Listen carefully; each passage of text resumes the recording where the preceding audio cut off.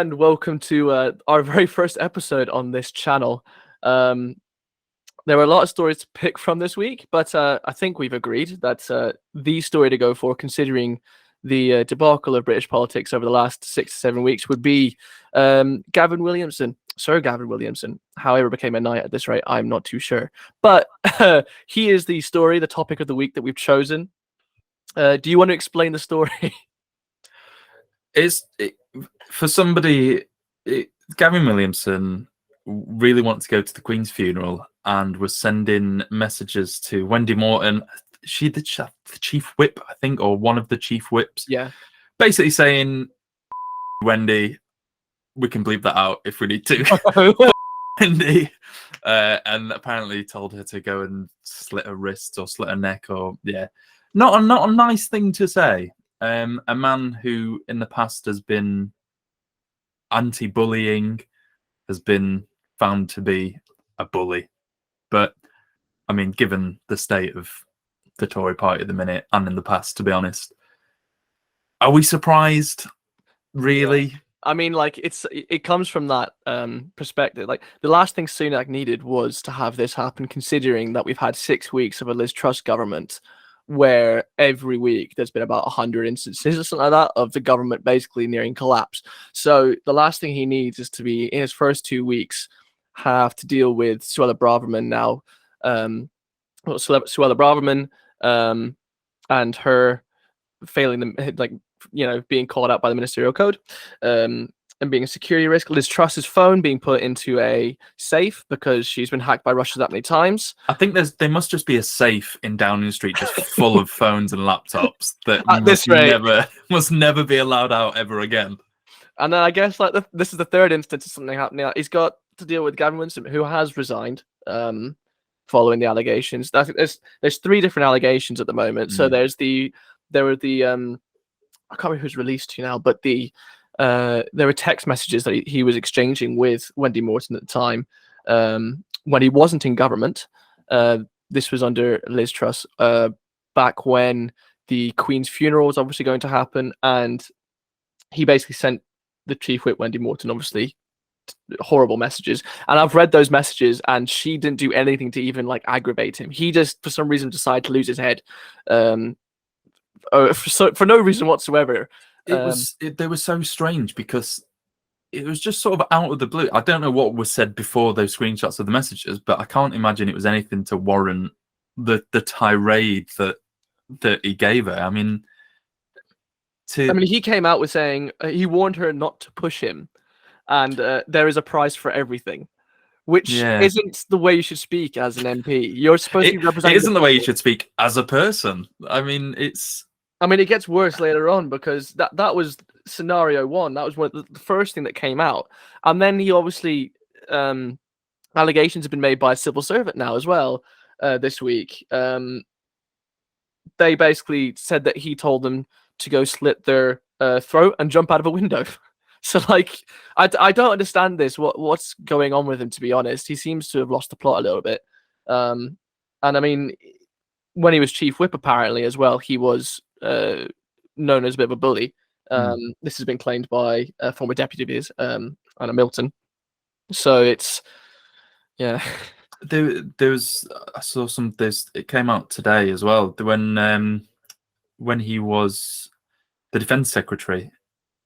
I think it literally came out this morning. The senior MOD figures thought he was the one that caused a national security leak that apparently put our people's lives at risk. Yeah, he got sacked, didn't he? Whilst he was defense sec. This is the sort of problem with the Tory party at the minute, and especially the issue that Sunak's had to face, is when you didn't win the last election, the leadership race, you sort of have to appease so many people in the party, but you run that risk then of putting people like Gavin Williamson in your cabinet when there's been so many issues. Suella Braverman had to resign from Liz Truss's government because of what she'd done. It baffles me how these people can keep getting jobs. If I did that in my job, if I sent those text messages to somebody, you'd get sacked on the spot. And you wouldn't be returning either. Exactly. You wouldn't go back to the same department but in a different job. It's Yeah, I mean, this is he's been sacked, is it twice before, I believe? And somehow he's back in government again, and now he's had to resign. Just like we said, Suella Braverman obviously resigned or was sacked. No one's really too clear on that. I think a bit of both. And then returned to government within another 2 weeks, and she's still in government despite even more claims about her. So it's like there's a precedent set here that's not. It's quite dangerous, to be honest. There's no want for the integrity of politicians in the UK today. It's not looking pretty. And especially as well, it doesn't look good for Sunak. I was reading earlier about the fact that apparently he was notified the day before announcing cabinet that he was going to have under his premiership about Miss Morton with the chief whip, where Miss Morton's complaint against him, against Gavin Williamson, and Sunak's press spokesman has said that he wasn't aware of the substance. He was aware that there was something, but he wasn't aware of the substance, and so he saw it fit to go ahead with appointing him, even though he was just a minister without portfolio, I know, but that's still a member of government. And if anything, it's just wholly wrong for the way government should work and what it is that the people elect politicians for. It comes back to that Boris Johnson. I think the legacy he's left behind on the country, on the Conservative Party, is this, rather than it being about policies, it's become about a personality. I mean, Liz Truss, she brought the mini budget that I think was one of the main reasons for her downfall, but I don't think for the Tory party or to follow Boris Johnson, she wasn't a big enough character. She didn't have enough personality, I don't think. And I feel like Sunak's going a similar sort of way, in that he's sort of making these mistakes of appointing ministers and facing the backlash and supporting them, and then they resign, and it's where the country is at the minute is the issue. It's as you mentioned there, it's that personality politics has really shifted the way that both the electorate elects politicians now.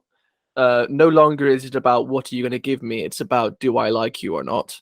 And yes, that's always been a factor, but now that's much more of a prominent feature within elections, not just in the UK but globally. I mean, 2016 American presidential election, Donald Trump was elected because the way he spoke to people and what people liked about what he said, not necessarily because of his promises as such. It's that whole, and he brought that TV personality to it. And I think that's something, again, with Boris in 2019, that he has that persona. He has a persona that he has throughout his political career, and even before that as a journalist, back all the way to Eton. He's always had that sort of bumbling idiot persona that, funnily enough, despite us saying, bumbling idiot, it appeals to people. There's something about, and I think since then now, it's like politics has become murkier and murkier. To be honest, there's no black and white. And so with our politicians today, I mean, I think things are maybe slightly improving with how the electorate view politicians, I guess, because obviously you've seen the way the polls have shifted massively, because people have started to go, hang on, I'm actually fed up of personality politics in government and people just getting away with things because they can make outlandish statements, and we kind of just push things to the side a bit more. It's all changing up again, and in this scenario, Gavin Williamson, I mean, quite rightly, has resigned for what he's supposedly done. He's going to be under investigation. You can't be a sitting member of government and be under investigation. Hence why I think Boris Johnson was dissuaded from running in the election campaign, because obviously he, by January, could potentially no longer be allowed to be an MP. So there was no other choice for Gavin Williamson. I think this is just the trend shifting. Which, for all we know, could lead to a completely different political lifestyle in the UK. It could take us back to what it used to be like, where there was a bit more of a structure to it. Or for all we know, we just entered to a whole new period of paranoia. I think that that is the issue, is that there hasn't been structure as such. There's been successive governments, and the last 12 years of Conservative governments, what MP are we? It's like 6, 7. Cameron, May, Johnson, Truss, Sunak. There could be another one next week. Don't. So this is why I've got some wine, because not another one.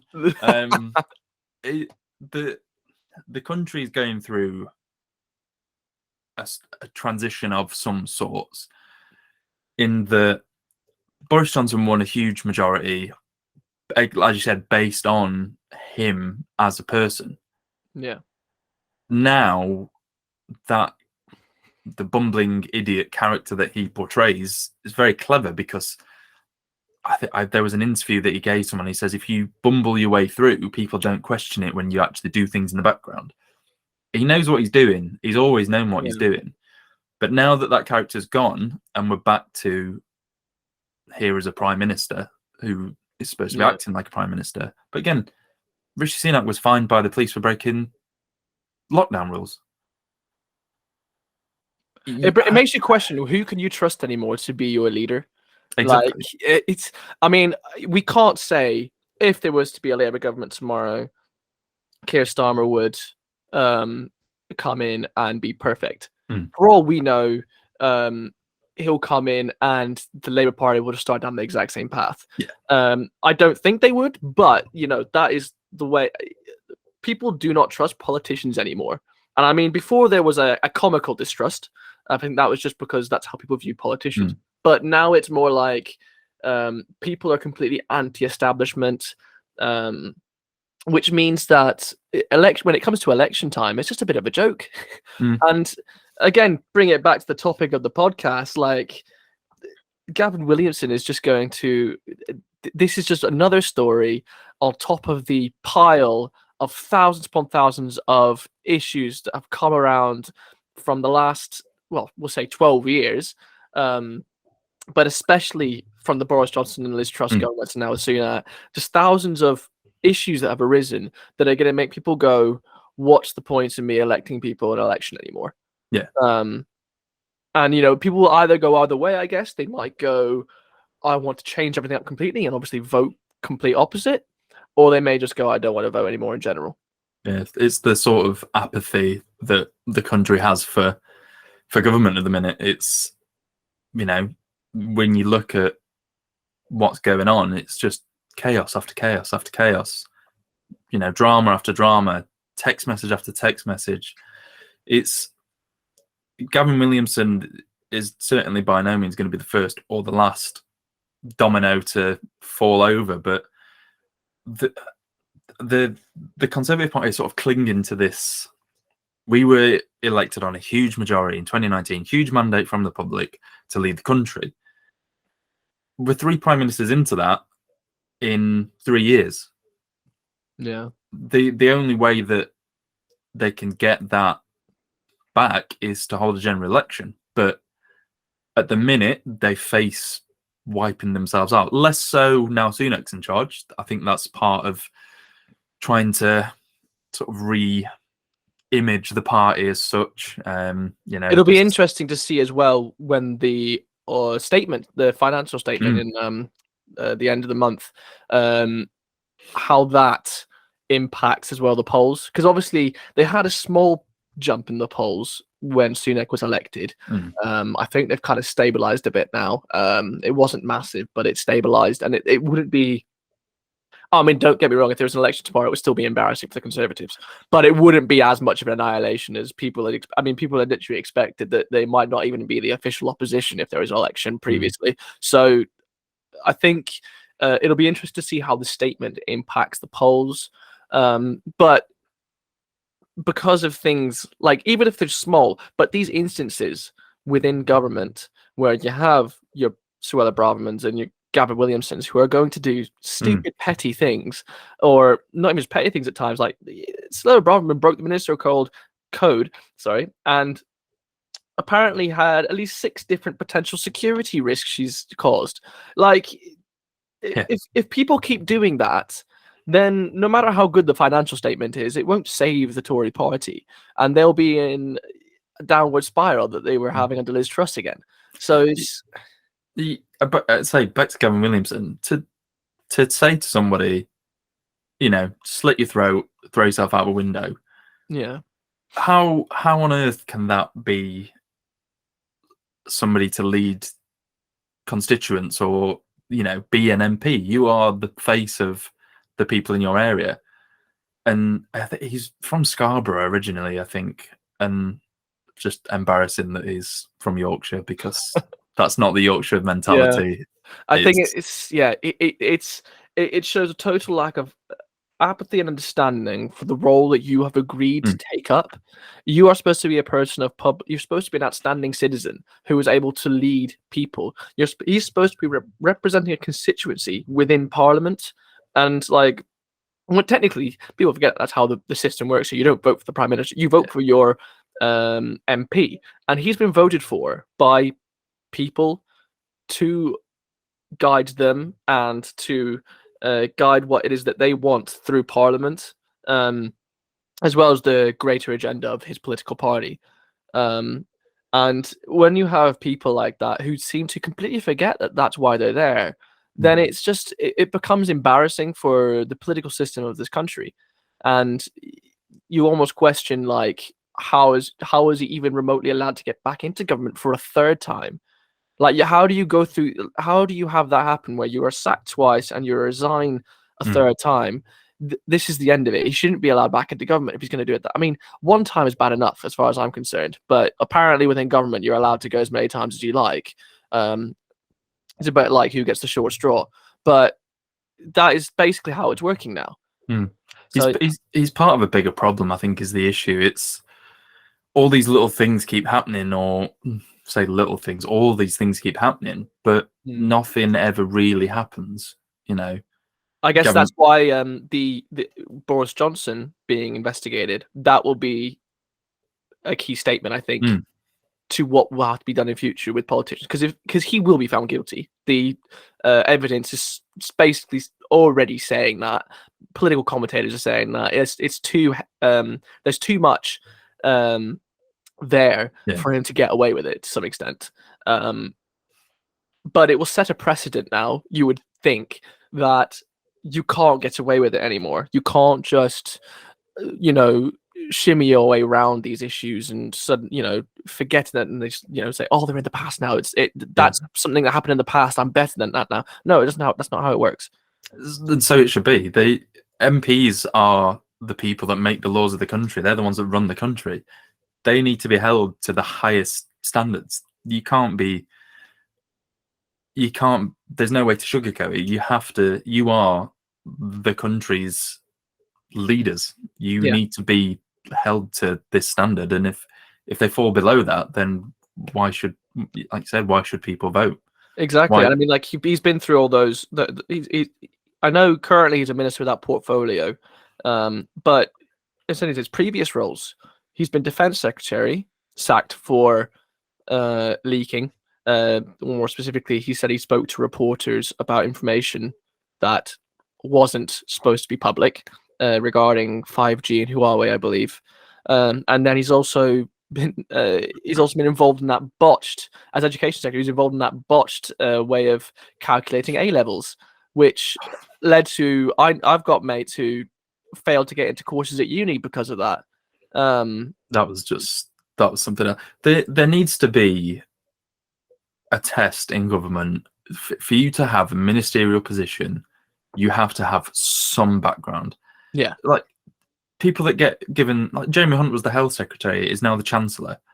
What are his qualifications to be in charge of the country's finances? Exactly. When he couldn't really do a good job as health secretary.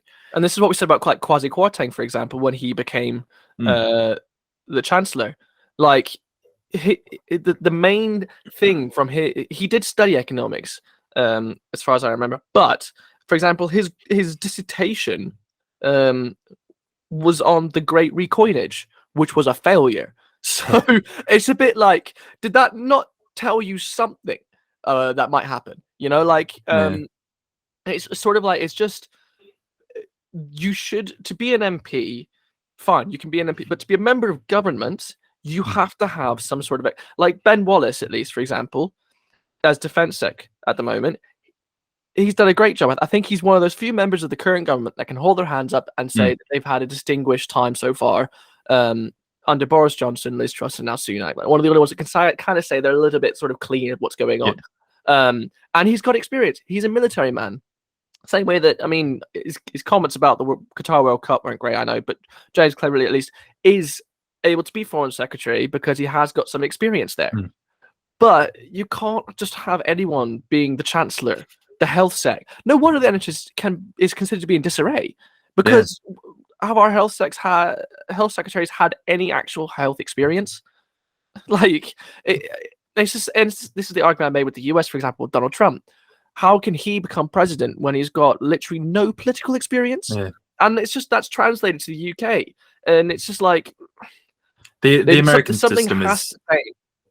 The American system is, that's, we could do a 3-hour-long special on that. Like, the fact you need $1 million to even think about running is baffling. That's one for another time. Yeah, absolutely.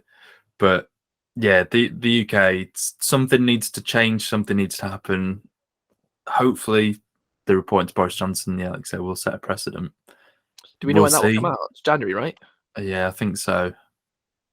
But based on previous investigations, yeah, we'll have to see how that goes. And when we do file the result, I'm pretty sure we'll do an episode on that. Not another one. No, another one. Yeah, exactly. You'll get sick of us saying that. It's honestly, I'm so happy when we heard about that. When you thought of that as me, like, brilliant, honestly. But yeah, I think we'll have to see what happens with the fiscal state. When does that come out now? I think that's either in a week or two. That will probably end up being the episode for that week as well. We'll see, because I mean, like, again, we get so many stories every week. So yeah. Also, feel free to comment below the video with any ideas, or to message us on our Twitters, which will be linked at the end of the video and on the channel. Exactly. And obviously, please subscribe and like for more. So we'll see you in the jungle in Australia. More kangaroo anus for us.